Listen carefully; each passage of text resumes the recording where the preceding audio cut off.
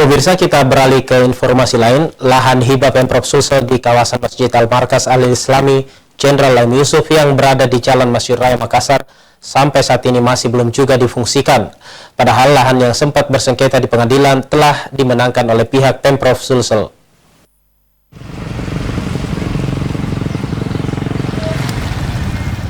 Beginilah kondisi lahan hibah yang berada di Jalan Masjid Raya samping Masjid Al-Markas Al-Islami Jenderal M. Yusuf.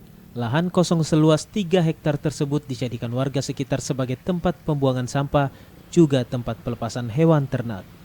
Sebuah papan bicara berdiri di atas lahan tersebut bertuliskan milik pemerintah Provinsi Sulawesi Selatan yang mempertegas kepemilikan lahan berdasarkan putusan kasasi Mahkamah Agung tanggal 14 September 2021 dan dalam pengawasan tim Satgas Koordinasi Pencegahan Komisi Pemberantasan Korupsi.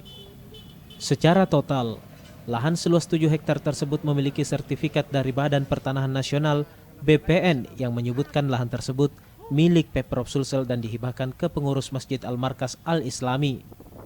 Ardi Jaho, Sulawesi TV.